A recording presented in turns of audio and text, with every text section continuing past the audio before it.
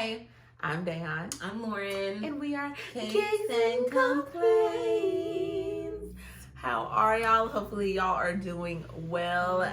Today, we just wanted to come to y'all with a quick video. As you know, we post videos every Monday and Thursday. So we are trying to give you some really good content. So definitely in the comments, let us know if you are liking what we are putting out. We are here to serve the people. The people. The people. We the people. Mm-hmm. So as you guys know, Lauren and I both live in Ohio. And with the virus, everything is starting to open up. And I know it's different in each state. And so definitely, we just want to talk to y'all a little bit about what's going on here, how we're feeling about it, and definitely talk back with us so we can hear how y'all feel about it. So I guess the state has opened back up somewhat in Ohio for about the last week or two? It's been like a week and a half. Like a week and a half. So definitely schools are shut down. So as you know, I work at a school. So I don't go back to work. I'm still working remote. Kids are out of school as of last Thursday, but school counselors are on extended contracts. So I still have to work for about 2 more weeks. Our kids aren't in school yet. So I'm a parent and my kid goes to private school and we have 1 more week of school. I'm just like, what else could you give the kid? Anna's teacher came by on Friday to give them like awards and gifts, and I looked her in the face and I said, I love you, I thank you for everything you're doing, I'm done. And she was like, I understand. So I'm not doing anything next week. If it comes through the door, I'm not doing it. But a few schools are still in session. Wow. As far as I'm concerned, kindergarten is done. So it's like, what can you teach? And just from like a mental health standpoint, like food, shelter, security, health is up here, and then when crises happen, education is at the bottom of the barrel. Like, I'm an adult, and even when this stuff hit, it was hard for me to wrap my mind around, like, okay, I know I gotta work, and I was working, like checking my emails and stuff like that, but I wasn't coming up with nothing new. Like, I wasn't trying to come up with nothing new. I'm like, okay, I need to stay healthy. My friends need to stay healthy. My family needs to stay healthy. I'm scared to go here. Blah, blah, blah. So it was a lot trying to navigate those spaces. So I'm just really surprised a lot of schools are holding on to trying to teach kids new things, but that's just my opinion. Let me know if you agree or disagree. But just it's been very hard. I feel like a part of it now, okay, we're done, but I was very grateful for how quickly our school moved, and because I think a part of keeping that normalcy was them doing work every day. So I was very grateful to be able to do that. But as someone who runs a business from home, that is a lot. Like a lot to have to try to work and school my child. Like that's a lot. Yeah, and I definitely think they need like a sense of normalcy. So definitely our school district did remediation. So it was no new content. So it's not about them learning. So I believe in remediation. I don't believe they should have learned anything new. It should have been reviewed to somewhat. Yeah. So yeah, that's my opinion. But so we're opening back up. Restaurants can now restaurants and bars are open back up. Patios, but even and I'll talk about that too. There was some inside open up too. Yeah, there's some inside open back up. So hair salons are open back up, nail salons are open back up. As you see, Lauren and I both got our hair done. I went and got a pedicure too. So I have not done that. My loctician does one-on-one anyway. So does mine. Yeah, so I wasn't worried about that. I have not gotten a pedicure and I need one so bad. I want to, but I don't know. I'm not ready. So how was that process going to get your nails done? Your hair done? Did you notice anything different that she did? I know that I went at 6 a.m. in the morning. So, I was the first one of the day. I mean, besides wearing a mask and, that's pretty much it. I mean, I know she only disinfects between clients. Yeah. But for the most part, wearing a mask is probably it. The salon that I work at, we put a ton of, I closed my book though still. Like I blacked my book off for weeks. I don't think that nobody's able to book with me until July, and I still don't know if I want to go in. But our salon has really they have we put a lot of stuff into place, like an extra 15 minutes in between customers so that everything can be disinfected. The stations, people have been moved further apart, so the bookings are a little different so that there's enough room for everybody to be in the space. The salon that I work at, we always have like people hanging out and like in the waiting area. And like salons and barbershops are very social places. Yeah. Like sometimes I used to just go get my like nails done or like my hair done just to have that social aspect, but you can't have that. No friends unless you're getting a service, you can't be in there. No wine, no water, none of that stuff anymore. Same. So definitely when I went and got my hair done, I was her first appointment of the day. Before I could even step into her salon, she had me stay outside. She did the temperature scan of my forehead. So I was good with that. She doesn't want us to have phones anymore in the salon. So like I had to sit everything down because phones are germy. So I get it. So sit everything down, wash my hands. She immediately washed my hair. She asked, and my loctician put a video out. So I knew all this like going in. So she asked like, don't talk while I'm washing your hair unless I ask you a question. So that's fair because, you know, I'm looking right into your face and you're looking into mine. So we really didn't talk. She asked me like 1 or 2 questions about my hair because I hadn't been to her in about 2.5 months. So things was changing up here, okay? So I did that. When she put me in her chair, she went ahead and sanitized like her wash area. And then she did my hair. And, you know, we talked when she was doing my hair because we weren't facing each other at that point. But yeah, it was different. Definitely different. But, you know, it's our new normal. Definitely our new normal. I would rather stay in the house than face my new normal. I'm ready to go out. It's depressing. It is so depressing. Oh, sorry, I have popcorn in my shirt. So definitely, I went out, y'all. So I was fearful to go out, and like as you guys know, that Lauren and I pretty much were only going to the grocery store like every 2 weeks. But one of my friends was like, "Let's go to dinner," and I was like, "Whew, okay." And like definitely I've been fearful the whole process. My friend has not been as fearful as me. Like I was losing my mind at one point, but were they social distancing? She was to a certain extent, but like at the same time she was like, "Oh, I went to this bonfire, oh, I went to this barbecue." So I'm like, you was out here kicking it a little bit. So she's been healthy the whole time, and I'll say that in air quotes. Like it was at this very moment where Lauren looked at Dayahn like she was radioactive with the coronavirus. Healthy the whole time because you just don't know. Like you honestly just don't know. So I can't stand you. So I've had a whole weekend of not being in the house, and I think I needed it. So Thursday, I think it was Thursday, right? Yeah, that was Thursday. No, it was Friday. I don't know what you're asking me.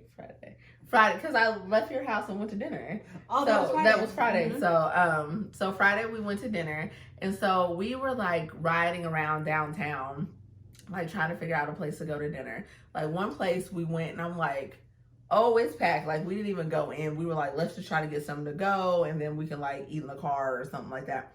So even for to-go order, we got there at 6. They were like, oh, you can get your order by like 9:30. We were like, what? So that was out. So we found like this little hole in the wall like spot, and there was like nobody in there. Because it was a hole in the wall. It was, well, I won't call it a hole in the wall. It's a new and up and coming business.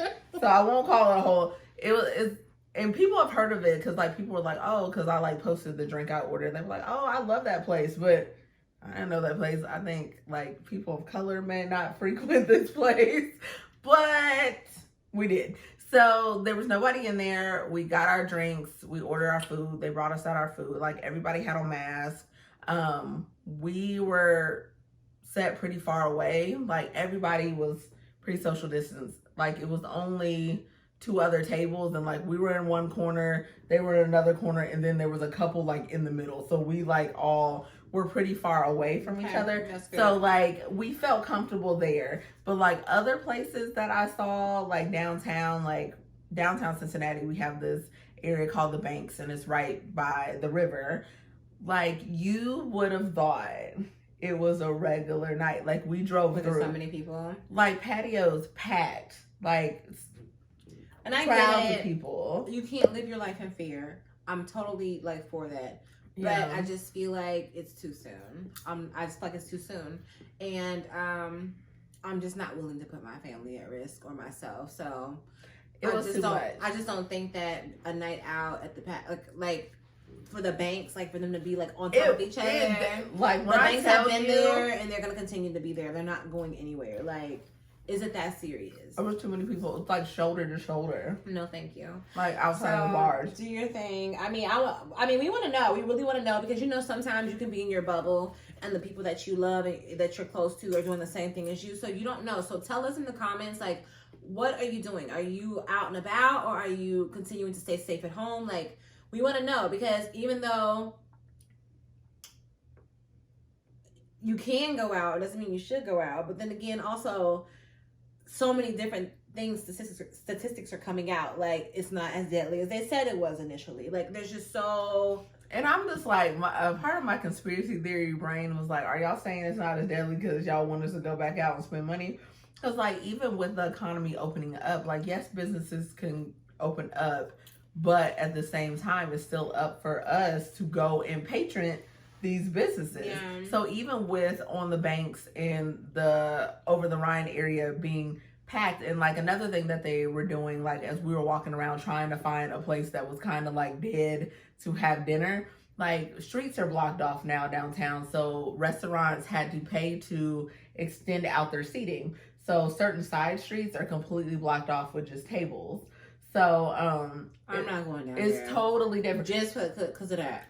Girl, it was totally different. So I've eaten out twice since we've opened up in the last 2 weeks. And like, literally I found like these off the grid places, and it's been great. And so when I say like places where I open up to eat, like I went to brunch, and we ate inside. But everything... I didn't know that or else we wouldn't be doing this. Oh my God. Oh my God. No. It is no different than going to the store. Like, there was nobody in the brunch place and everything is like partitioned off. So like they have these huge partitions like blocking everything. Like you don't even see anybody else in the restaurant because the partitions are too big. Oh, I'm here for partitions. Yeah, like there was partitions. Like the waitress pretty much ordered, but she stood pretty far back. Like, I think she was 6 feet. I think she was wanted to throw our food on the table. But like, but like people stay away from each other. Like she had a mask. Like even when I walked in there, like they sanitized everything. I'm not concerned with like the people who work in the the restaurant and prepare the food, or even like somebody I know. What I'm concerned about is like how we were at Jungle Gyms and that couple like just jumped up on us. Like it was I'm concerned with other people not being respectful of my space. And I've already experienced that too many times in the grocery store. And so I'm like, there's no way that I'm going to go out and expect people to respect my And that's space. The one thing. So definitely, I would say I felt comfortable going to eat where I ate because nobody else was in there. But if it was packed, like we got down there at 6.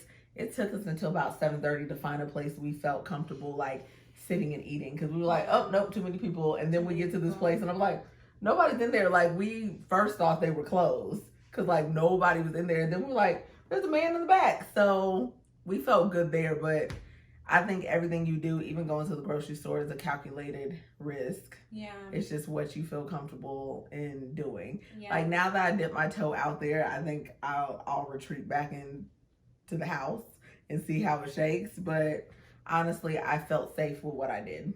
Like, I didn't feel like what I did was any different than me going to the grocery store. I think the grocery store was more risky because people are piled up on your ass. They are there. So you gotta move. You gotta bob and weave. I think that just having a 6-year-old also plays a big part in me just being like, we're gonna stay our butts at home for a little longer. Even though we're gonna be traveling soon, and I'm already like in my feelings about that. But so okay, so with you traveling, have you like booked your tickets and like everything? Yeah, so we're gonna fly down. So the airlines are, I mean, they're only putting so many tickets out, so it's not, you know, the normal booked flights or whatever. So there's probably not gonna be many people on the plane. Okay. That's been like the consensus among people traveling and just like, you know, the reports. So, and then when she gets down there, I mean, she'll be with her grandma, you know, and they're not gonna be out and about just kicking it. So yeah, I think it's interesting. Like a lot of airlines, some people have done really well at it, and some people have not. Like,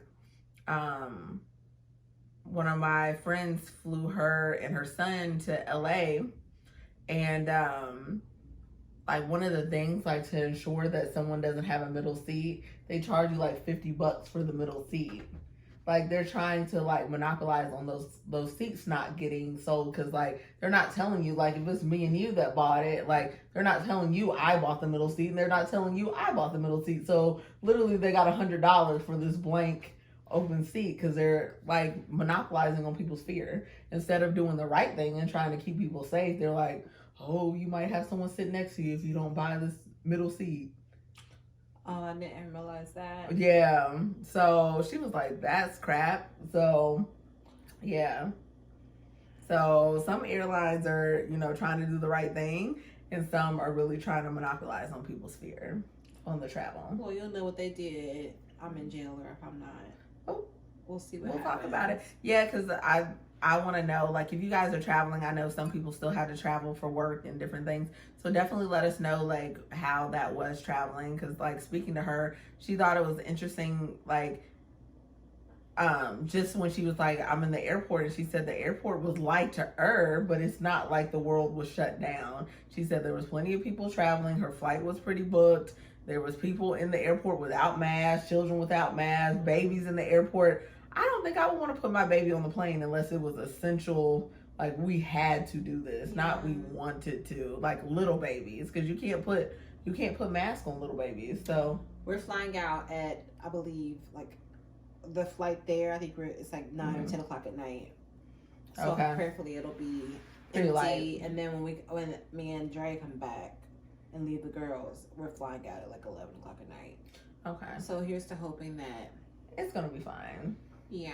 But it's just kind of like, at this point, it's just like, how do we pick up and try to have some kind of sense of normalcy? Like, your kids you know, they don't have to, but you would like them to see and be with their grandparents. You would want them to, yeah, you know. She's been in the house for almost 3 months straight. Yeah. The most that she's left is like a drive here or there. Yeah. So it's just like, you want to. Like, I want to take some flights. Like, not all of my family lives in Ohio. Like, I was excited to go to DC. Like, I was going to DC for 2 weeks in July, and like when that got canceled, that sucked. Did they push it back or they canceled it? They canceled it. Well, I guess postponed, but it's like postponed indefinitely. We don't know when that's going to be. So my sorority was having their centennial celebration in DC in June, not July, June. And so I was excited to do that, but also my sister and my brother-in-law lived there, so I was gonna try to spend about 5 days with them, and then, you know, a week doing the celebration and go home. So it's a lot of canceled plans, and even now with flights so cheap, it's just kind of like, do I risk it? Do I not risk it? Y'all tell us how it is out there in the world, because like Lauren said, we're only seeing things from our perspective in our bubble. In our bubble, yeah.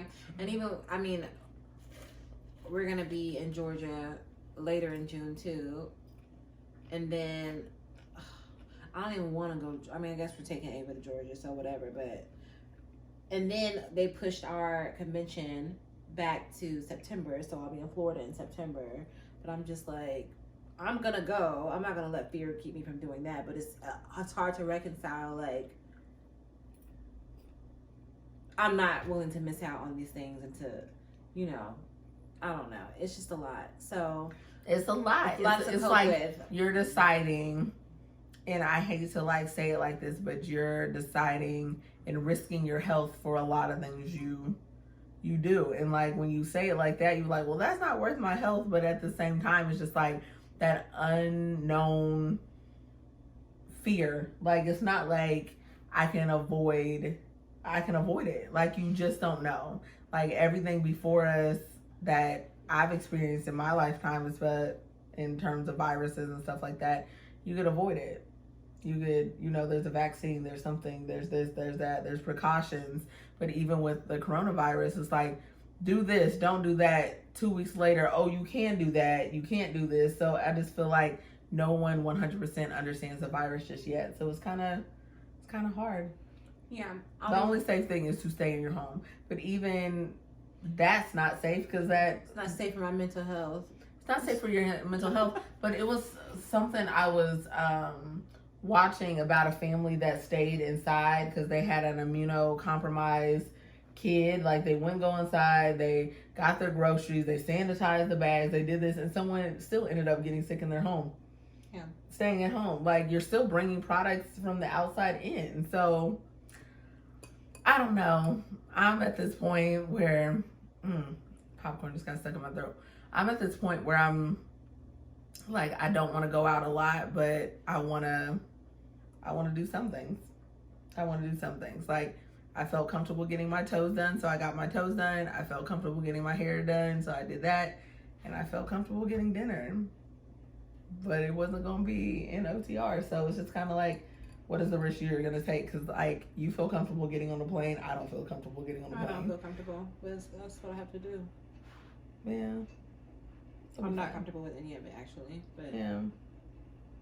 That'll be fine. I'm not gonna make my daughter miss out on it because I'm nervous or fearful of it. But yeah, I prefer not to. It'll be fine. It'll be fine. So you have to get on a plane. Just so you're flying down for work, right? Or no, you're driving for work. Will you go back down for work? I'm gonna drive down because we're gonna be down there for so many days, and then I'll have like all this stuff to bring back. So okay, we're gonna drive down for that. But even still, and that's in Atlanta. Mm-hmm. So how's Atlanta right now with it being completely open? Don't you have a friend that lives there too? Yeah, I got multiple friends. Business as usual. They just out. Wow. I definitely don't want to go there. I yeah. Don't, but yeah. I have to do that. Yeah, that's work. I've postponed that stuff too long already. Well, you gotta work. So it is what it is. It zones me out. That silence, that awkward silence is us zoning out. We used to do like no. It zones me out. So let us know. Underlying fear. Yeah, let us know how you guys are handling it. Let us please know. We want to see what that like. All I've seen was the perspective of Ohio and Kentucky. Mm-hmm. That's all I know. I know like hearing about like Atlanta opening up, that like blows my mind. Hearing about Florida and the beaches opening up, that blows my mind. Atlanta barely closed. Atlanta was closed for like 2 seconds. Yeah, they were closed for 2 days. It was like, this ain't gonna work for us. It's yeah. Atlanta. So yeah, let us know how you guys are dealing with it, how you feel about it. We just want to know like some different perspectives. Sorry if this wasn't a very uplifting video. It was not uplifting. We're just being real. We're just being honest with you, like our concerns and like knowledge is power. Yeah. Knowledge is power. So yeah, definitely let us know what's going on. If you think we're being crazy, that's fine. Or if you think we're like, oh, you can do this, let us know. Yeah, we want to know. We want to talk. And we'll definitely keep you guys updated. Yeah, if we get the COVID, you'll be the first to know. That's not funny, y'all. I'm sorry. That's not funny. That's not funny. It's not funny at all. Yeah, so go ahead and click that like button, that subscribe button, share it if you please, and we look forward to seeing you again. Thanks for hanging out with us. Thanks. We love y'all. Bye.